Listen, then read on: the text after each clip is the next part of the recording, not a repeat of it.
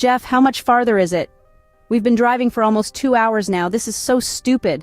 We could have gone bowling or something. Anything would beat all of this pointless driving. It's so hot in your car, no air conditioning, and it looks like it's going to rain. If we all have to roll up the windows, we will smother to death in this slow cooker, Jessica grumbled. Jess, trust me, this will be worth all of the suffering we are currently enduring in this slow cooker, Jeff smirked happily. Jeff, for real, how much longer until we get there? We are all miserable in here, Erin moaned, sweat rolling down her face.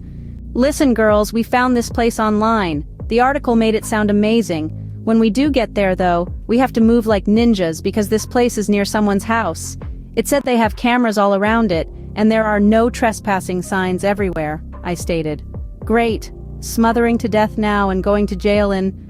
How long before we get there? Jessica sighed as her head dropped on the cracked leather padding on the passenger side door.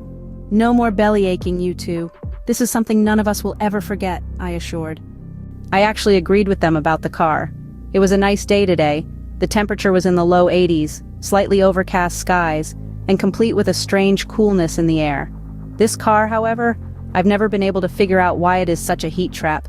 Even with the windows down in the middle of the coldest winter, it remains scalding hot in here. Jeff, I know at times your idiocy knows no limits. Which brings me to my next question. Is the heater on in here? Erin blurted hastily. No ma'am, it is not, Jeff chirped.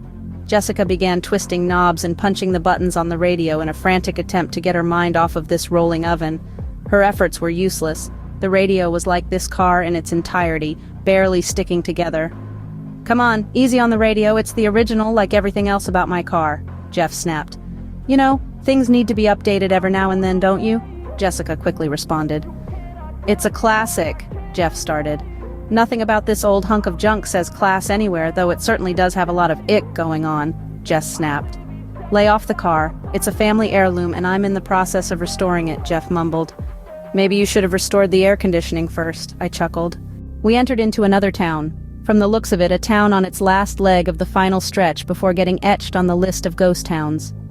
The appearance of the buildings were saddening beyond belief. Brick-and-mortar places of business could pass for being 100 years old were splattered with various graffiti. Weeds and trees were growing inside, bursting out of the windows then turning upwards to the heavens.